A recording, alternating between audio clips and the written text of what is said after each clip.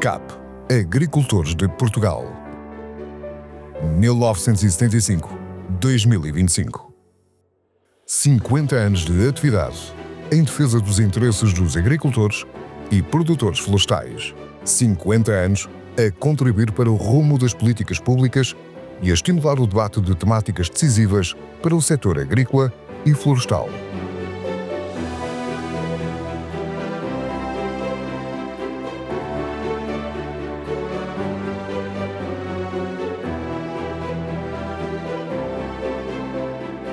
Aqui estamos na via medieval romana, que dá acesso desde Rezende, não é?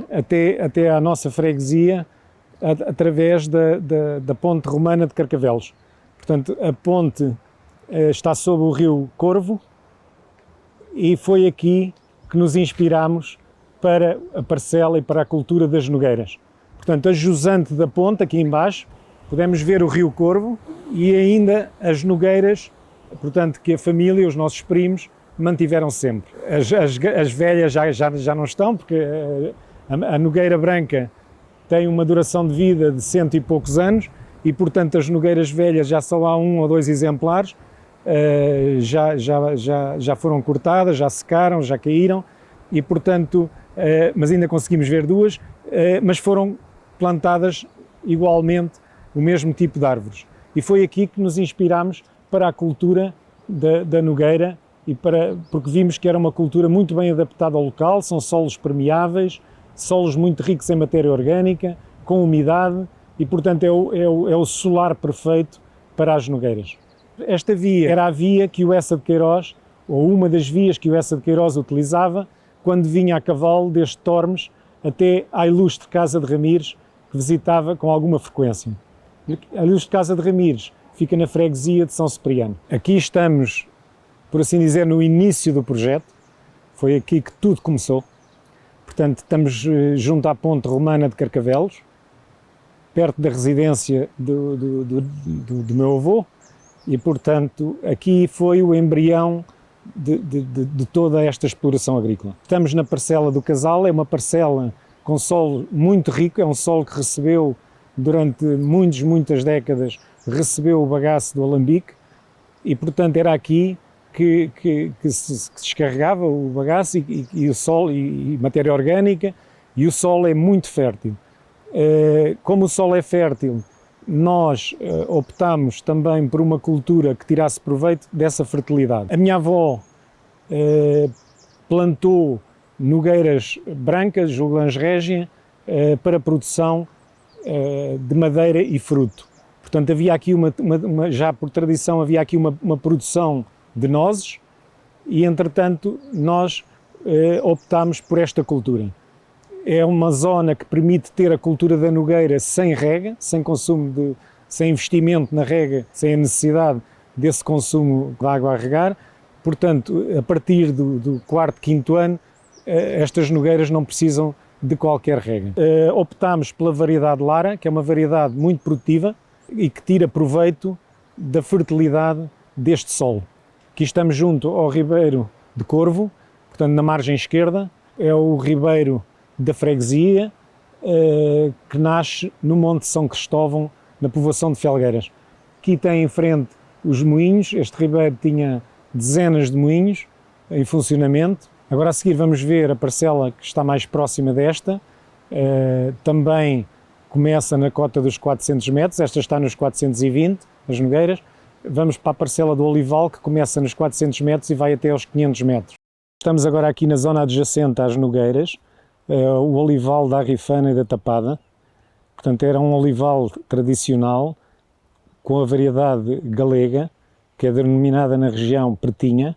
Pensamos, segundo a opinião dos peritos, pensamos que é um olival que terá 2 a 3 séculos, portanto o olival velho, e que foi objeto de seleção clonal durante esses séculos. Nós tentámos manter os clones da galega, daqui, e em áreas exteriores ao projeto. Portanto, mantivemos as árvores velhas e há 2 parcelas, mais uma pequena, que mantêm a pretinha, a galega.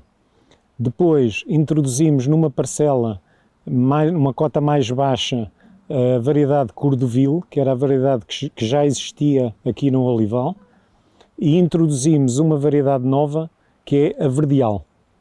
Porquê é que pusemos a variedade Verdeal? Por duas razões. Primeiro, porque vai dar alguma longevidade ao azeite, em termos de vida útil do produto, e, para além disso, dá uma qualidade superior. A segunda razão foi que a Verdeal, por ser muito tardia, pensamos que pode ser a variedade futuramente mais adaptada às evoluções climáticas. E, portanto, o azeite vai ser no futuro feito com essas três variedades. Entretanto, no Olival mantivemos todos os bosquetes que havia de carvalhos, porque na interpretação do pré-existente percebeu-se que esses bosquetes, para além da mais-valia em termos de biodiversidade, estavam instalados nas parcelas com menor aptidão agrícola. E, portanto, os antigos, não foi por acaso, que nunca transformaram os bosquetes em campos agrícolas. Porque mesmo na época em que houve necessidade de produção de alimento, nos anos da recessão, nos anos 20, 30, mesmo nessa fase difícil, os bosquetes foram mantidos e não foram agricultados. Portanto, nós mantivemos todos os bosquetes, que aumentam as infiltrações da água, criam sombra para os funcionários nas horas de pausa, portanto foram mantidos todos esses bosquetes. Outra razão para escolher a implantação do olival aqui foi, como estamos perto de núcleos habitacionais, para além de haver uma proteção preventivamente contra os incêndios, né? Portanto, o olival funciona no todo como um aceiro de proteção dos núcleos habitacionais. Para além disso, é uma cultura com muito baixa aplicação de fitofármacos e, portanto, há um respeito pelas pessoas que habitam a aldeia. Estamos na parcela da vinha, portanto, a vinha, estamos inseridos na região dos vinhos verdes, na sub-região de Baião. Nós plantamos nesta vinha, duas castas recomendadas, a casta avesso, que é uma casta que está a mostrar muito bons resultados em termos de vinificação, e a casta Pedernã ou Arinto. Depois introduzimos uma casta, que é a casta Loureiro, na parcela aqui em frente, na parcela mais funda, de terrenos mais ricos, onde ela exprime todo o seu potencial em termos dos frutados e, portanto, conseguimos com isto ter uma casta que se está a mostrar das mais adaptadas ao aquecimento climático. Portanto, é uma das mais produtivas nesta região e mais adaptada a essas alterações. A vinha tem 4,4 hectares, aproximadamente, está localizada numa zona que já sabíamos que era uma das melhores zonas para a vinha, e foi por isso que se optou por esta parcela. As percentagens das castas, nós temos o Loureiro com 20%, temos o Avesso com 20% e temos o Pedernão Arinto com 60% da área. Esta parcela é regada, tal como todas as parcelas do projeto, é regada por gravidade, não existe recurso a energia nem recurso a painéis solares. Nesta parcela foi a única em que tivemos um problema, que pensámos que não conseguiríamos lavar os filtros de gravilha das estações de filtragem, que são lavados por inversão do movimento da água e que não havia cota de gravidade para tal.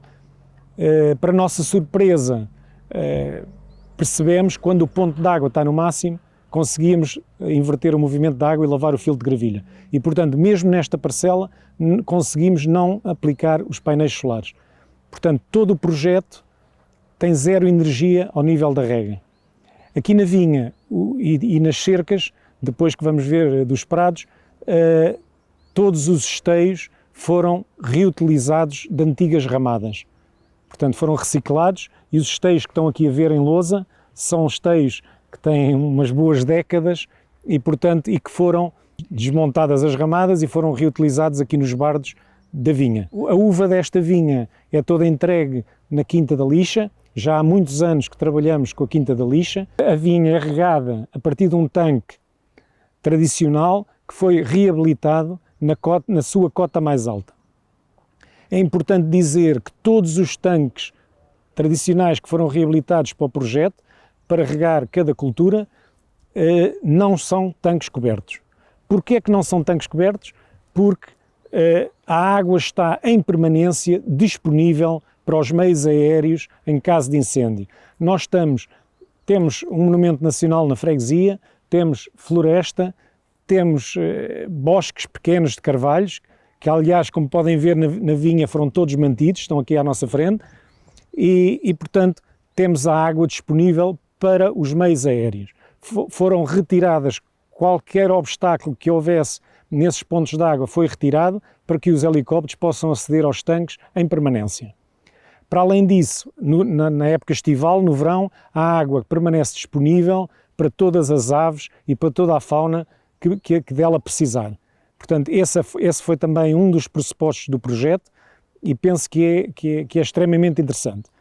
Como não há bela sem senão, isso exige uma lavagem prévia de todos os tanques, que é um custo, no início da campanha da rega. Portanto, antes de iniciar as regas, todos os tanques têm que ser totalmente lavados e alguns deles, naquelas culturas em que a rega dura mais tempo, têm que ser lavados 2 vezes. Tem uma segunda lavagem a meio da campanha de rega. Todas as áreas das culturas estão em produção integrada, portanto não há cultura nenhuma do projeto que não esteja em produção integrada e as fruteiras, para além da proteção integrada, estão em processo de certificação Global Gap. Nós pensamos, a vinha iniciou a produção já há 2 anos, portanto está já com uma produção significativa, o olival ainda não produz, não é? E as fruteiras pensamos que todas iniciarão a produção comercial agora em 2025 e com isso obteremos a certificação em princípio, se tudo correr como previsto, do Global Gap.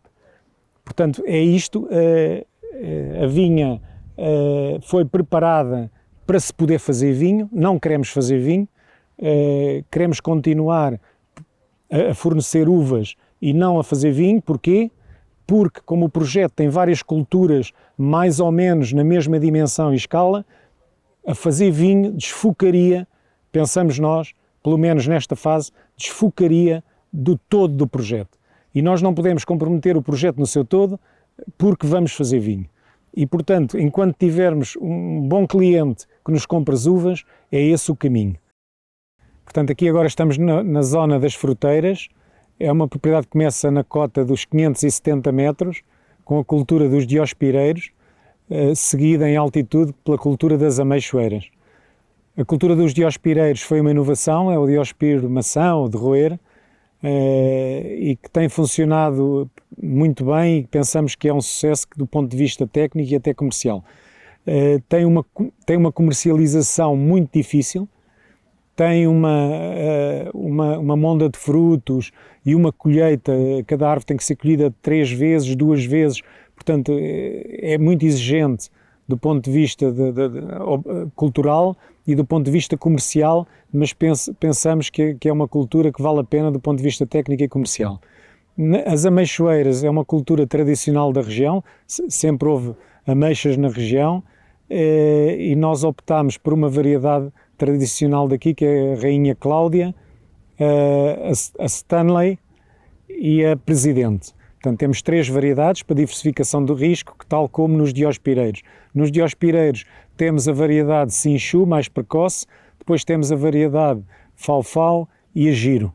O Giro é a variedade com maior poder de conservação, é uma variedade que inicialmente estávamos com algumas dúvidas, mas que está a mostrar-se muito competitiva em alguns aspectos, é uma variedade mais tardia e com poder de conservação, como já disse, muito bom. Aqui temos a variedade de ameixa Stanley, é uma variedade roxa de calibre pequeno-médio, com polpa esverdeada, e é uma variedade que comercialmente tem funcionado muito bem nos testes experimentais que fizemos, pois que o ano de produção comercial é agora em 2025 e portanto é uma variedade que pensamos que terá um futuro comercial bom. Depois temos a variedade Presidente, que é uma variedade cuja comercialização se vai destinar mais aqui à zona do Minho, é aí que o consumo é maior para a variedade Presidente, e temos a variedade Rainha Cláudia, que é uma variedade que entra em produção muito mais tarde, uma variedade que não entra em produção antes dos 6, 7 anos, aqui com o nosso clima e com a exposição a poente como ela está. Agora estamos na cota dos 650 metros, portanto os prados em que temos uma área de prados permanentes, biodiversos, de regadio. Estes prados começam à cota dos 620 metros, logo a seguir às ameixoeiras, onde está situado o ovil. O ovil está no interface entre as plantações e os prados, para permitir o acesso direto, quer aos prados, quer às plantações. Os prados é uma área de cerca de 4 hectares, portanto são prados, como disse, biodiversos, de regadio, que são regados por aspersão apenas no verão e regados por gravidade. Aqui, como podem ver, temos ali o rebanho de ovinos a pastorear. Nós optámos pela raça bordaleira de Entrador e Minho, que tem aptidão de carne. É uma raça em extinção, é uma raça que está seriamente ameaçada sobretudo por ataques de cães asilvestrados. É muito difícil manter os efetivos na região de Entrador e Minho, porque os ataques de cães são permanentes e muitas explorações não sequer têm cercas que retardam esses mesmos ataques e permitem uma reação. Nós aqui temos uma área que felizmente foi muito bem preparada ao nível das vedações e das cercas, e isso tem-nos permitido aguentar o rebanho de alguma maneira, embora já tenhamos várias ovelhas mortas e temos ataques muito regulares de cães asilvestrados, que normalmente são cães da raça Casto Laboreiro. Entretanto, aqui esta área de prado engloba alguns bosquetos de carvalhos, portanto o pastoreio do rebanho, nomeadamente de inverno, quando os animais têm erva com muito teor de água e portanto necessitam de alimento mais seco, tem uma função muito importante, porque as ovelhas refugiam-se no pastoreio na parte florestal dos bosquetos. Depois temos uma área de prado acima na cota superior, em que se optou por não incluir cercas. Portanto, são prados abertos em que as ovelhas pastoreiam com a presença humana, nomeadamente quando há trabalhos nessas zonas, tudo isso aproveitando as sinergias das pessoas terem que fazer aqueles trabalhos. E pastoreiam também a parte florestal em liberdade. A floresta é uma floresta biodiversa de carvalhos, castanheiros e pinheiros. Os castanheiros são explorados em regime de talhadia e a madeira de pinho é de altíssima qualidade. Estamos em altitude, estamos numa encosta a norte, em que os crescimentos são muito lentos e em que os fustes são muito altos e cilíndricos. Isto faz que a aptidão principal das madeiras, nomeadamente do castanheiro e do pinho, é para madeira de obra. Estamos a falar de traves, barrotes, soalho, forro, portanto é madeira muito, muito densa, muito boa qualidade, mas como tem fustes mais estreitos e mais cilíndricos e mais altos, é uma madeira que está mais apropriada para a obra. Entretanto, existem também aqui espontâneos, loureiros, abrunheiros, há uma série de plantas espontâneas na região. Esta exploração decidimos, numa estratégia de mais médio e longo prazo, manter uma área de cultivo anual junto do núcleo da exploração mais alta, portanto, da propriedade que está em cota mais alta, decidimos manter uma área de cerca de 2 hectares para culturas anuais. Conseguimos, já desde há alguns anos, estar a fazer uma variedade local de centeio que estava seriamente ameaçada. Nós conseguimos encontrá-la e neste momento já fazemos nós o cultivo e a obtenção de semente anualmente para manter esta mesma variedade. Ela é importante porquê? Porque nesta região a pluviosidade é mais significativa do que na região de Trás-os-Montes e portanto, as sementes de Trás-os-Montes aqui têm mostrado sucessivamente insucessos ao nível da produção.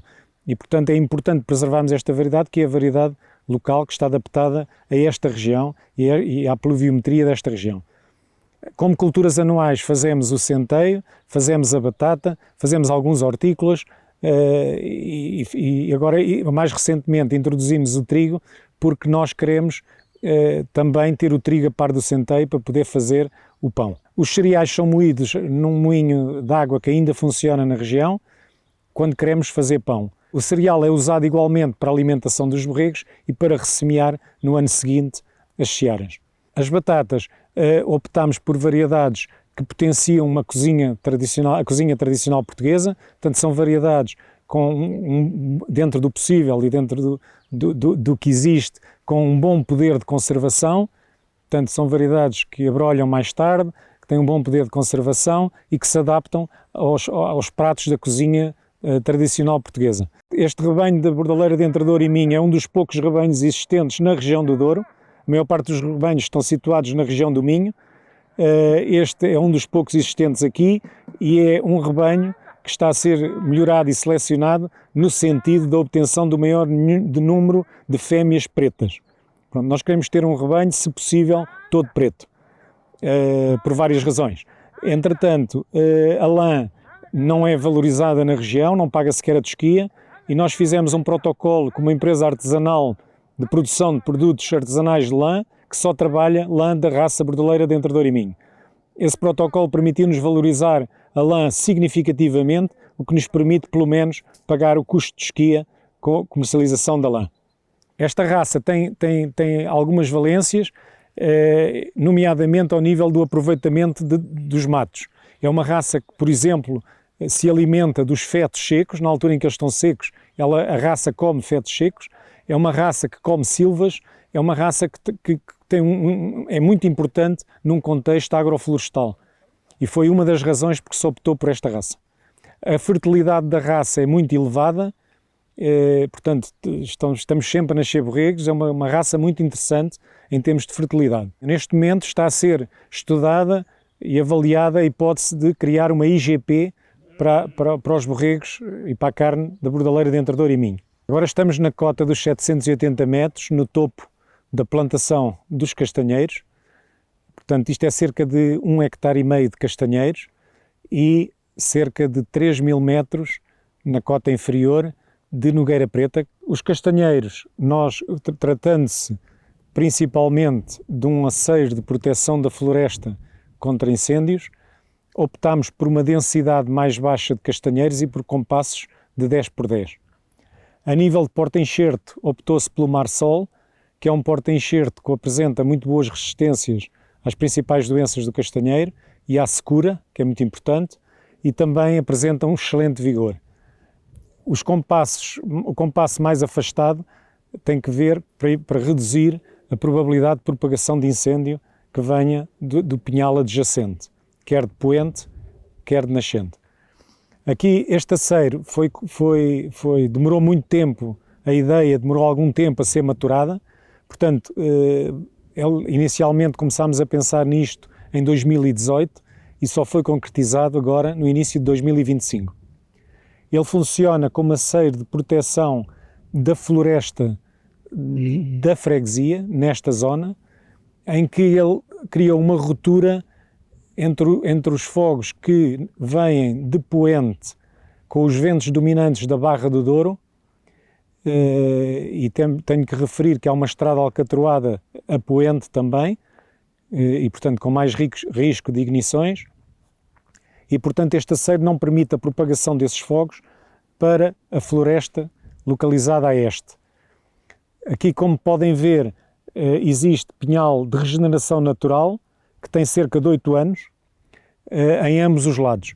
Este pinhal foi ressemeado após o incêndio de 2016, de 11 de agosto de 2016, que foi um dos megafogos que ocorreu, talvez o único grande megafogo aqui da região, e que consumiu áreas de 3 freguesias. Nesse incêndio houve uma reaprendizagem, nós temos bastante experiência a nível de fogos florestais, mas aqui houve realmente uma reaprendizagem e uma adaptação a uma nova era. Os fogos hoje são de muito maiores dimensões e, portanto, é preciso um outro pensamento. E esse pensamento foi maturado durante cerca de 8 anos e nasceu este aceiro na cota mais baixa. Porquê?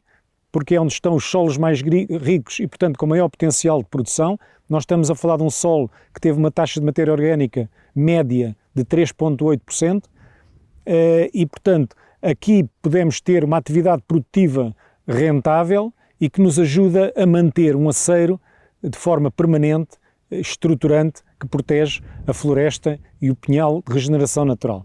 O pinhal de regeneração natural foi objeto de uma desmatação há cerca de 2 anos e vai este ano ter a segunda desmatação, o primeiro desbaste e a primeira desramação.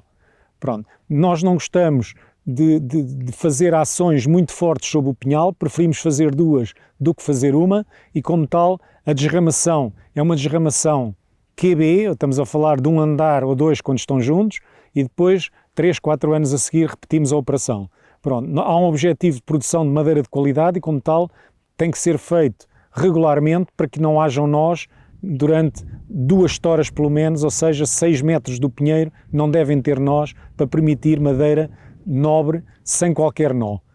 Pronto. E portanto preferimos atuar todos os 3, 4 anos do que esperar mais tempo. Portanto vai ser feito este ano, como disse, o desbaste, desramação e desmatação em simultâneo, para aproveitar já os crescimentos de primavera das árvores que ficam e os crescimentos do próximo outono. E, portanto, o pinhal dentro de 1 ano terá um rosto completamente diferente daquele que tem hoje. Aqui ficou uma ilha, que era um outeiro de pedras, e, portanto, este outeiro de pedras não fazia sentido ser plantado e mantivemos uma ilha de pinhal no centro, o que é importante também em termos de biodiversidade e de outras atividades que temos em mente. A nogueira preta é uma espécie muito exigente, vamos ver, pensamos que vai funcionar. Foi feita, em toda esta área de castanheiro e nogueira, foi feita a calagem, porque tanto o castanheiro como a nogueira o exigem, nomeadamente em termos de disponibilidade de nutrientes, e foi feita uma adubação e tudo inserido no modo de produção biológico. Portanto, futuramente, quando quisermos certificar a castanha em modo de produção biológico, já todos os processos foram preenchidos. Não iniciámos ainda, não faz sentido, os castanheiros demoram 10 a 12 anos a iniciar a produção, não faz sentido iniciarmos o modo de produção biológico, mas todos os procedimentos já foram de acordo com essas práticas. Esta zona é claramente algo que é inovador no projeto e que distingue, em definitivo, este projeto. Criámos aqui uma ruptura permanente na floresta e, portanto, pensamos que nesta zona mais poente da floresta da freguesia, nesta zona mais poente, os mega incêndios estão controlados, salvo alguma situação que esteja fora de controle, mas em condições, em 90% das situações, os mega incêndios estão reduzidos na sua dimensão e nos seus efeitos. Este aceiro vai ligar com toda a zona de prados, no fundo, portanto a norte, no fundo da plantação, liga com toda a zona de prados e de plantação. Portanto, há uma continuidade do aceiro, desde a cota dos 570 metros até à cota dos 780 metros. O projeto da Valpuro é um projeto muito inovador, na minha opinião, porque consegue relacionar e integrar vários conceitos em simultâneo e preocupar-se com eles, porque desde a paisagem ao conceito ambiental, ao conceito dos recursos naturais, conceito da transição climática, à poupança de energia, aos recursos humanos, e por isso considero que é um projeto inovador e diferenciador dos projetos que eu, como agrónoma com experiência de 30 e muitos anos, 37 anos, não estava habituada a fazê-los desta forma. E, portanto, foi um projeto que me deu muito trabalho, porque não só esses conceitos todos em conjunto foram difíceis de conseguir concebê-los, como até na questão depois de ter que fazer a candidatura e para considerar todas as atividades que foram consideradas e que foram explicadas a nível das várias cotas e a nível das várias parcelas que existem, e pela dificuldade do formulário também ter a necessidade de se pôr as parcelas todas com as atividades todas, foi um processo muito complicado. Como se viu, acho que valeu a pena e, em resumo, pode-se perceber que o facto de haver as várias atividades permitiu que se conseguisse com menos mão de obra que as atividades existam e coexistam ao mesmo tempo, porque aquilo que é preciso para uma atividade num determinado mês não é preciso para outras e por isso conseguimos que haja sinergias. O facto de haver tanques como este, onde eu estou sentada, que já existiam e que foram recuperados, e pelo facto de terem cotas a nível das parcelas superiores, permitiram que as parcelas fossem regadas sem energia. Foram tanques que foram recuperados e gastou-se só o dinheiro depois com as estações de filtragem e com as regas gota a gota nas parcelas. Foi outro aspecto diferenciador. Estes tanques também estão abertos e são utilizados depois para poderem ser utilizados seja quando há incêndios ou seja quando é preciso utilizar a água para outros fins, que também é muito interessante. O facto de os esteios terem sido aproveitados para se pôr nas vinhas e por isso poupou-se os postos que tinham que ser utilizados, também foi bastante interessante isso ter acontecido. E depois temos também o rebanho e, portanto, permite a economia circular, porque o rebanho permite que se utilize depois o estrume nas culturas e que se permite que que vá pastar às culturas e com isso também que o mato ou que aquilo que haja na entrelinha depois também acabe por ser pastoreado e isso é útil e haja economia circular na exploração. E depois também as pastagens que nasceram nas parcelas que antigamente eram parcelas agrícolas no meio da floresta e que agora foram recuperadas para parcelas de pastagem onde o rebanho também pasta pela floresta acima e a partir da cota superior onde foram plantadas as nogueiras e os castanheiros. Também foi uma recuperação interessante onde em corta-fogo existem culturas que futuramente serão de produção.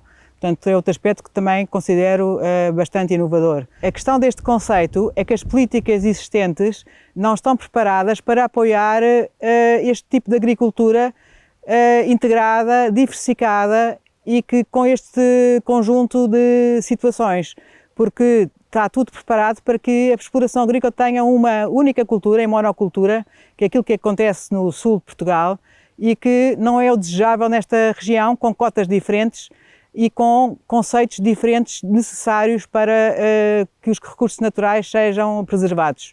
E, portanto, foi uma dificuldade enorme em conseguir que os padrões que existiam para os apoios na exploração agrícola, conseguir fazer uma candidatura com este tipo de conceito.